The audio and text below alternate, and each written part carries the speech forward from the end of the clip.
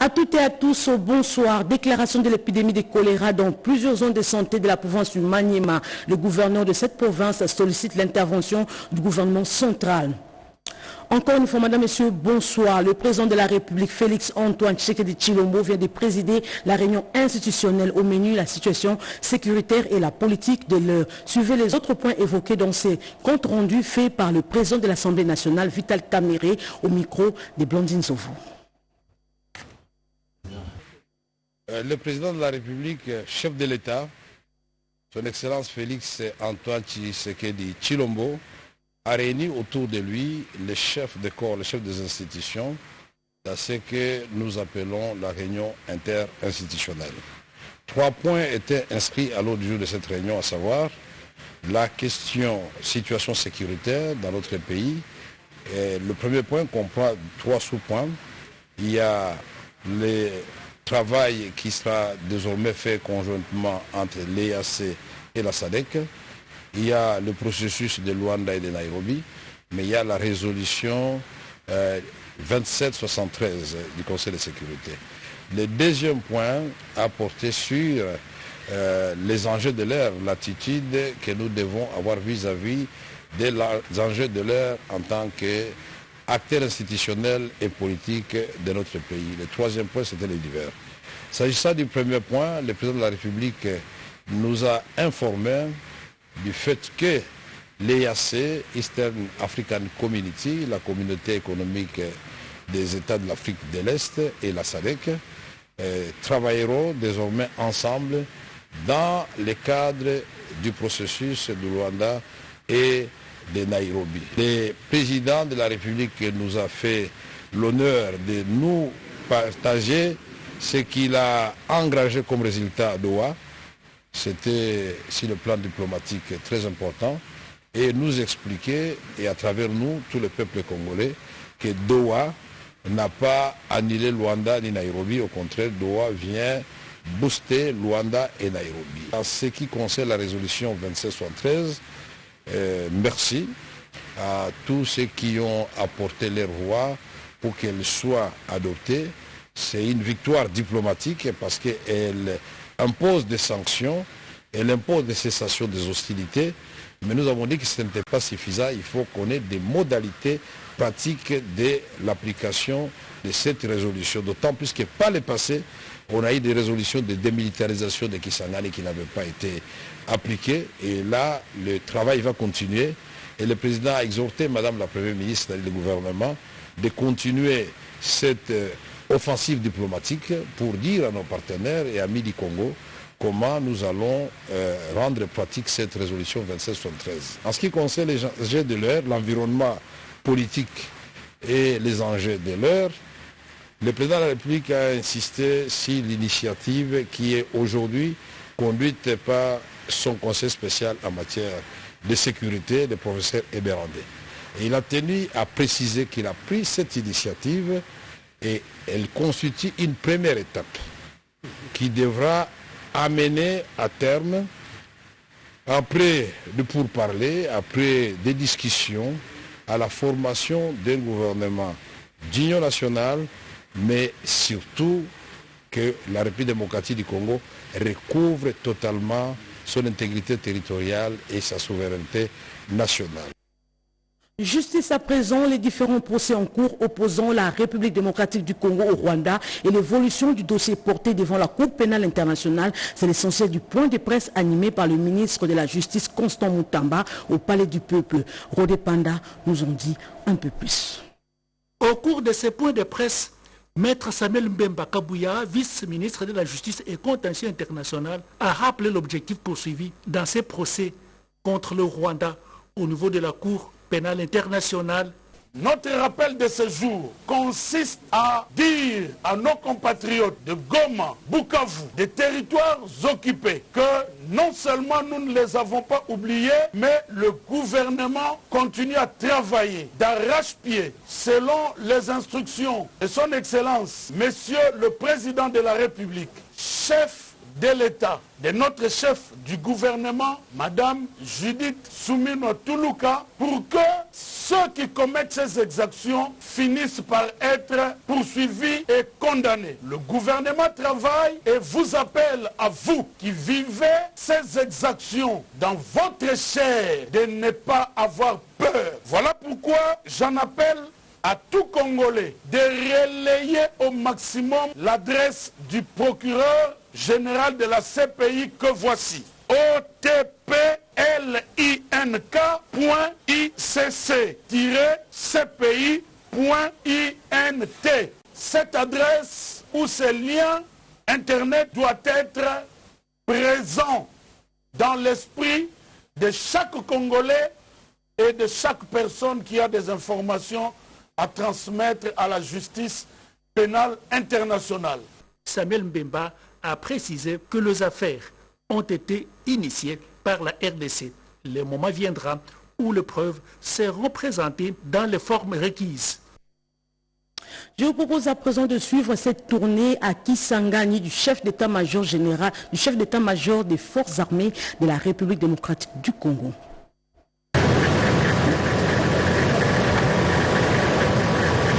À Kisangani, où il est en mission de commandement et de contrôle, le chef d'état-major général du FARDC a consacré la journée de mardi 25 mars 2025 à la visite des militaires en formation. Le centre d'instruction Lukusa est le deuxième site ciblé par cette série de visites. Après la séance de travail sur place avec les commandants du groupement des centres d'instruction, centre d'entraînement, les commandants du centre d'instruction Lukusa, celui de l'école des sous-officiers et les cadres instructeurs, le lieutenant général Bonzamila Mboué-Gilles a suivi avec intérêt la situation de la formation des militaires présenté par le général Poutela Korito Bertin, commandant du groupement CIC. Après avoir donné quelques orientations liées aux normes de l'instruction, il a visité les stands des militaires en formation et participé aux exercices de tir.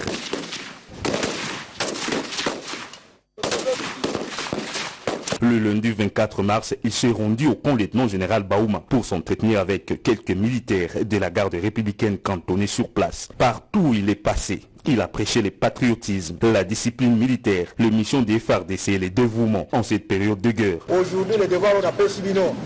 Parce que Ngaï Mokozamboka a fait ça qu'il y a un gros avis à Kokumbango côté, il faut tout Kumbango na Bilonyo Soto. Tokani pouvoir tozali nango ezali à honorer bande konabiso bakufa. Tokani pouvoir tozali nango ezali honorer ba population ko bakufa ki ba bazaki torturer bazaki violer. Tokani tozali nango ezali à kolongola image ya mame bombo mamuke ya ba délinquant on la kotaka la musala na biso balinga basa nini armée mobile. Et pour ce faire, nous devons nous comporter différemment et à l'olingi bango se comporter. Nous devons aller dans un samongona sikanini et sika otaki. Okane? Tout ça l'honneur na mboka na biso, tout ça l'honneur na population na biso, tout ça l'honneur na bokonza mboka, tout ça l'honneur na institution nyonso, tout ça l'honneur na armée na biso. Na boyi makambo ya boka bwana. Lobi na zalaki na garde républicaine boyete. C'est pour dire que nous n'avons qu'une seule armée. Ok? Ici, tout dans le même esprit.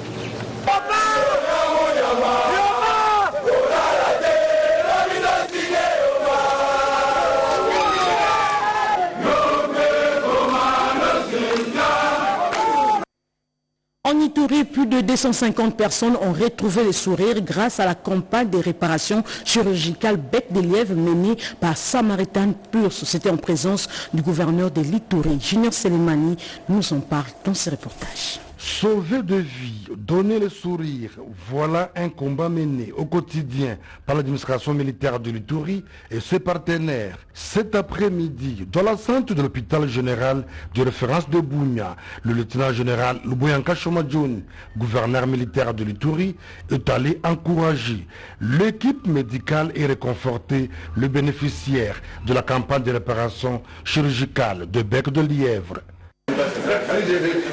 Oh, c'est très beau ça.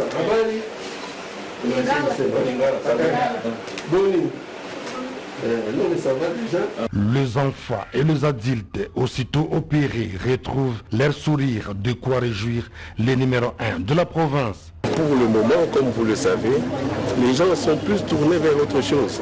Alors que ce qui est important, c'est ce que nous sommes en train de vivre ici. Nous nous occupons de nos enfants, nous nous occupons pas de la violence, mais nous nous occupons de rendre le sourire. Parce que c'est ici, à Ituri, et particulièrement à Bunia, qu'on peut leur rendre ce sourire-là. Venus de tous les coins de l'Ituri et d'autres provinces, le bénéficiaire salue cette initiative. Je viens de Doulia, situé à 75 km de Bouta, en province de Bas-Ouélé. Le docteur avait remarqué que mon enfant avait des problèmes aux lèvres et m'a envoyé ici à Bunia pour l'opération. En fait, l'enfant opéré aujourd'hui et se porte bien. À son tour, Samaritan Perse a exprimé sa satisfaction. Merci beaucoup pour votre appui. Nous sommes à la 3e campagne. Vous avez fait preuve d'un soutien sans faille. Et n'eût été cela, nous n'aurions pas pu amener le secours, quelle que soit notre volonté. Notons que cette campagne lancée en 2023 par cette organisation de droit américain a fait de Bunia la capitale des réparations chirurgicales de Berre de Lièvre, avec plus de 250 personnes déjà prises en charge dans un environnement depuis instauré en cette période de l'état de siège.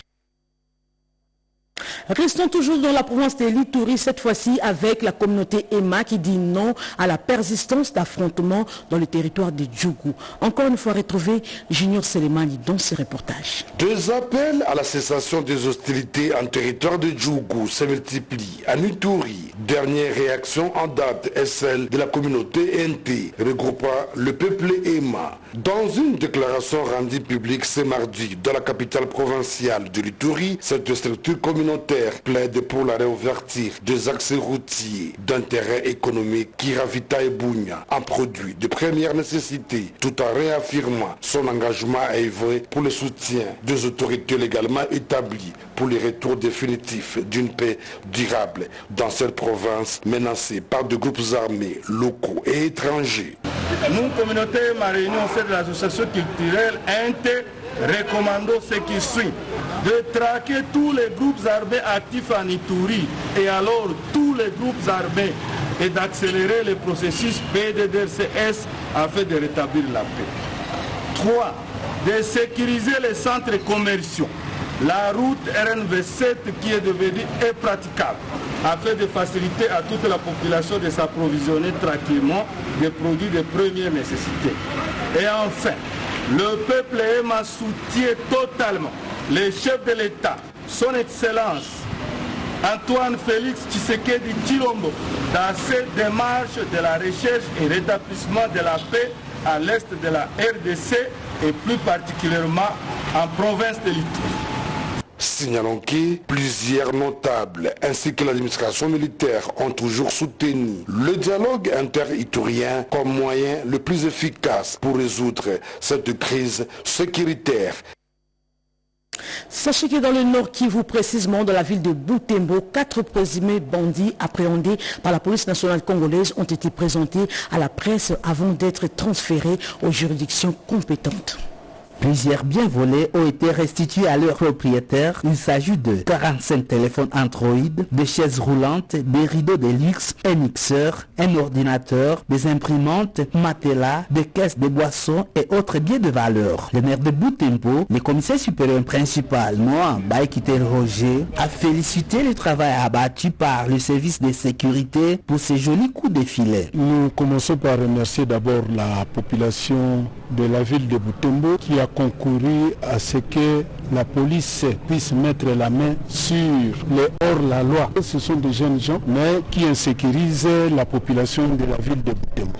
Nous disons à la population que la police ne peut pas travailler sans le concours de la population. C'est ainsi que nous l'encourageons. Nous encourageons cette population à collaborer parfaitement avec leur police. La population doit dénoncer. Les policiers ne sont pas des magiciens. Les victimes de ces vols qui ont retrouvé leurs biens ont fait remercier à leur tour les éléments de la police nationale congolaise qui ont réussi à mettre la main sur des bandits. Sinon, nous disons merci et courage aux agents de l'État pour le travail qu'ils sont en train d'effectuer pour la population de la ville de Butembo. Je dis merci à la police parce que c'est grâce à la police que nous avons parvenu à trouver nos téléphones. C'est un immense plaisir de retrouver mes biens parce que je ne croyais plus de les avoir encore.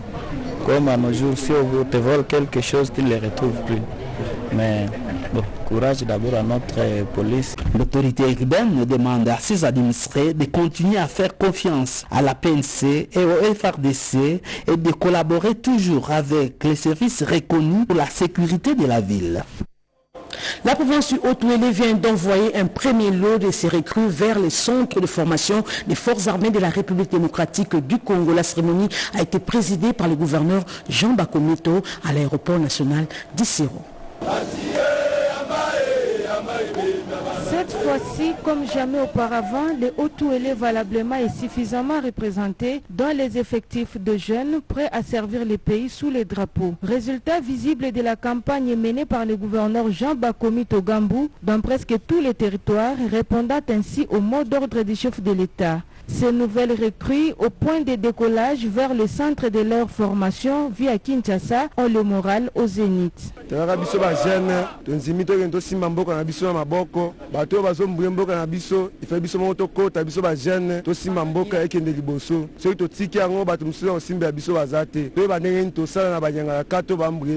Souci nanga ezaite baninga na biso batikali sima baya to accompagner armée na biso FARDC pona kubundela pays na biso oyo pai wapi ba 23 na banguna bazali kobunisa yango na mboka este to diarme pona kanda pona banguno ba obunisa biso sir mabele na biso nde toke poto sunga mboka na biso bo baninga na biso batikali sima ba décourager te baikaka pico moral ba okuta biso kuna. Peu avant leur embarquement, le gouverneur Jean Bakomito Gambou leur prodigue des sages conseils en insistant sur l'esprit patriotique. Comme nous le chantons dans notre hymne national, nous avons l'obligation de léguer à nos enfants, à nos arrière-enfants, un Congo plus beau qu'avant, un Congo prospère et un Congo uni, pas balkanisé, pas divisé, mais un Congo que nous avons trouvé un et que nous allons laisser un. La sensibilisation va continuer sur l'ensemble de la province. La patrie ou la mort, plusieurs autres jeunes recrutés dans le Haut-Ouélé attendent impatiemment leur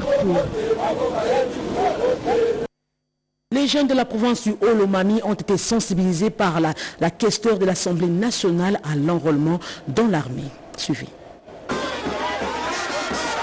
Pas de répit pour l'honorable Chimène Lunda Poli, la questeur de l'Assemblée nationale, élu de Malemankulu, poursuit sa campagne de mobilisation de jeunes du Haut-Lomami.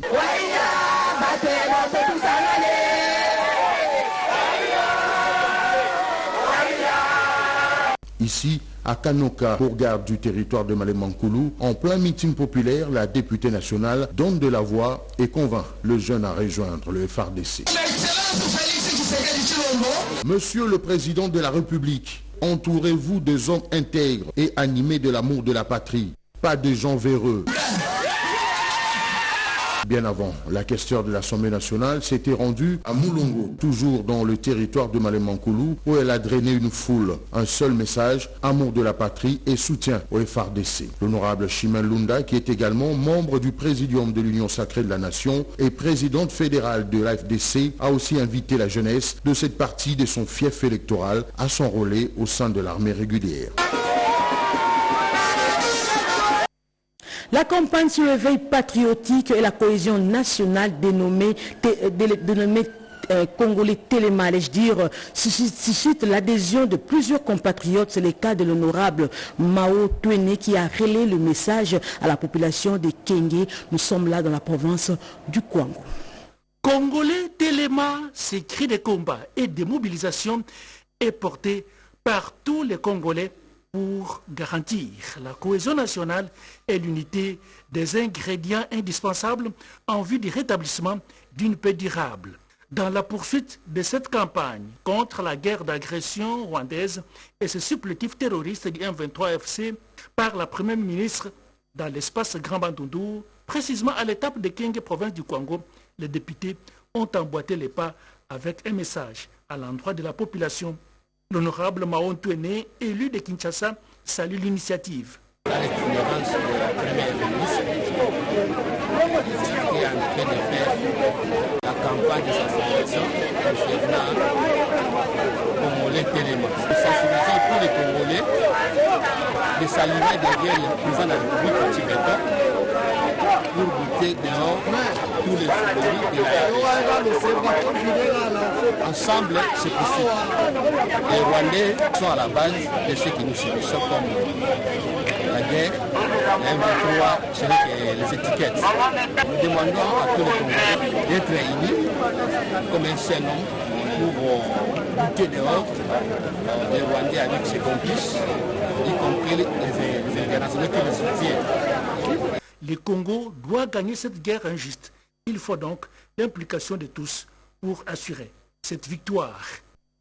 Je vous invite à présent à suivre l'arrivée du président national et candidat gouverneur du regroupement 4AC à Bandundu. Maître Donald Sindani a exhorté les jeunes du Kwilu à s'enrôler massivement au FARDC pour défendre la patrie. Suivie. La salle polyvalente de la commune de Lukolela-Kikwit a servi de cadre le 20 mars dernier à la célébration de la journée internationale de la francophonie dans sa branche congophonie.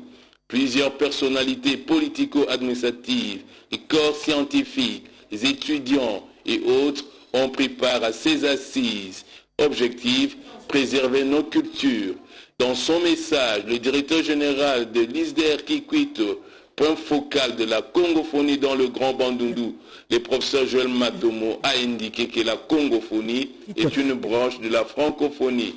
Nos cultures doivent être équilibrées, a-t-il renchéri, car la langue identifie la personne et son caractère, ce qui justifie le choix du thème de cette année, succulente et sémillante sont nos langues et dialectes.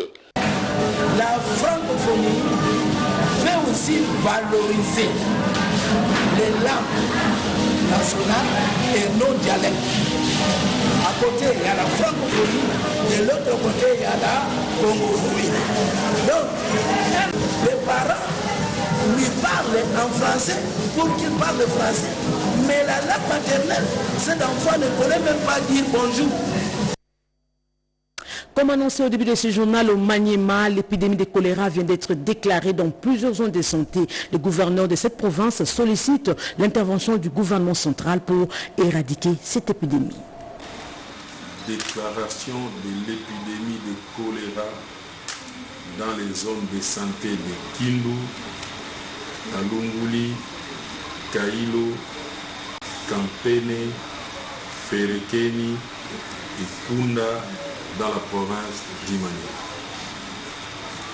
Depuis la deuxième semaine de l'année 2025, les zones de santé de Kindu, Talunguli, Kailo, Kampene, Ferekeni et Kunda dans la province du Maniema ont déjà notifié 346 cas et 44 décès dus au choléra.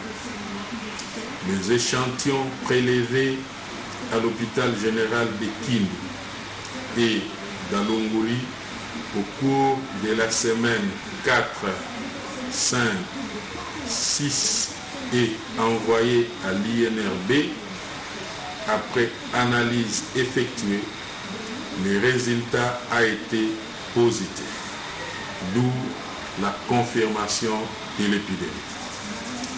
Eu égard à ce qui précède, nous déclarons l'épidémie de choléra dans la province d'Imaniema et sollicitons l'appui du gouvernement central, des partenaires au développement et aux humanitaires de nous venir en aide pour lutter contre cette épidémie. Par ailleurs, nous demandons à toute la population de la province d'Imaniema de consulter les centres de santé les plus proches en cas de diarrhée aiguë avec déshydratation. Sachez que le centre automobile de Boma dans le Congo central a été inauguré dernièrement par le ministre de l'Emploi, Travail et Prévoyance sociale. Après s'en est suivi quelques activités dans cette province. Chimène Dondo nous en dit plus. Ils sont venus de Kinshasa et de différents coins de la province du Congo central. Tous ont voulu par leur présence saluer ces grandioses événements, celui de l'inauguration du centre de formation et de contrôle technique automobile de l'INPP Boma.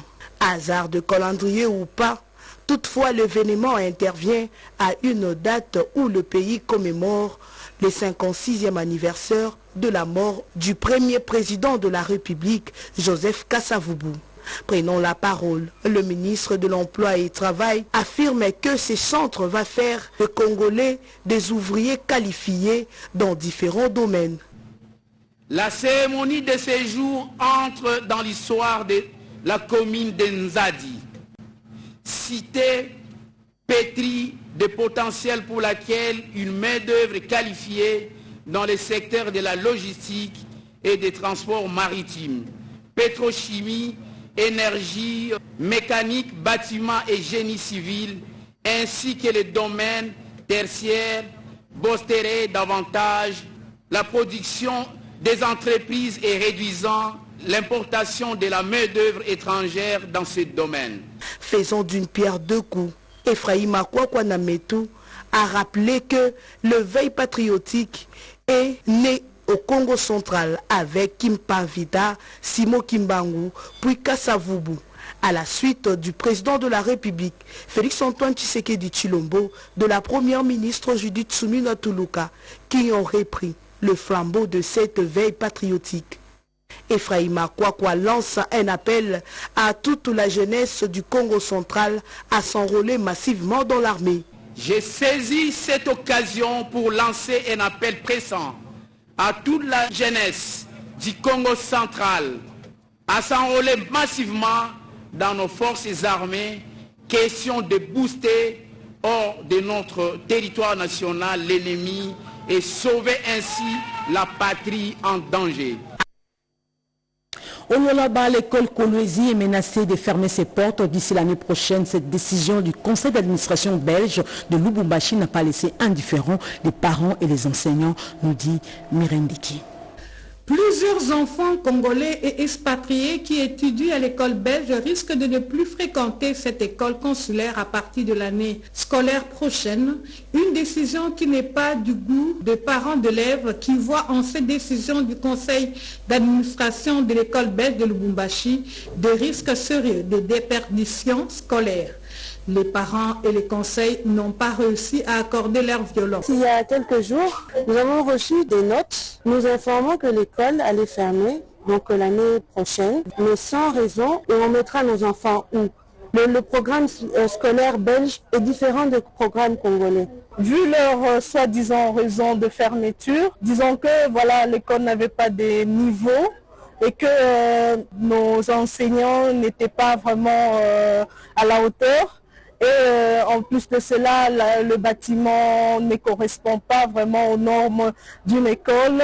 Et pour sauver l'année scolaire, les parents en appellent à l'arbitrage des autorités de la province. Si notre gouvernement ou nos autorités pourront nous aider à ce que l'école continue à vivre sans la même mise de Lubumbashi, qu'elle soit une école autonome, qu'elle se crée même l'école secondaire au besoin pour permettre à ce que nous puissions nous éviter ces pressions. Il convient de noter que l'école belge de Kolwezi évolue dans des locaux loués depuis plus de 3 décennies.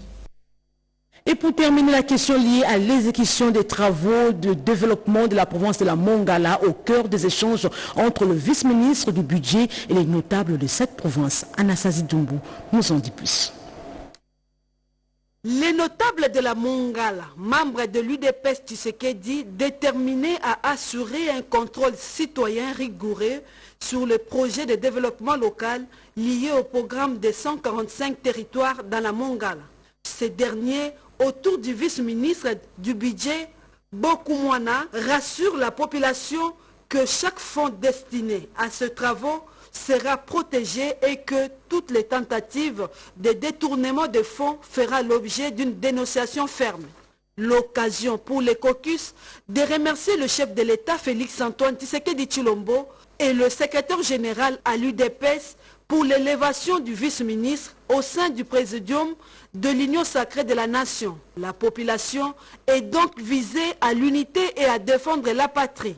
Ce caucus condamne fermement l'agression rwandaise dans l'Est et appelle la population à se ranger derrière le chef de l'État pour l'effort fourni en vue de préserver la souveraineté de la République démocratique du Congo. Enfin, c'est un véritable patriote que les jeunes adventistes ont fait un don de sang aux forces armées de la RDC. C'était à l'occasion de l'investiture de la nouvelle équipe. Une rencontre exceptionnelle qui restera dans les mémoires. Plus de 600 jeunes de l'église adventiste du 7e jour ont transformé la paroisse des Bondales en un véritable laboratoire d'engagement et de foi. Au programme, des moments de communion, des temps forts symboliques parmi lesquels la passation des galons entre l'ancien et le nouveau directeur provincial de la jeunesse.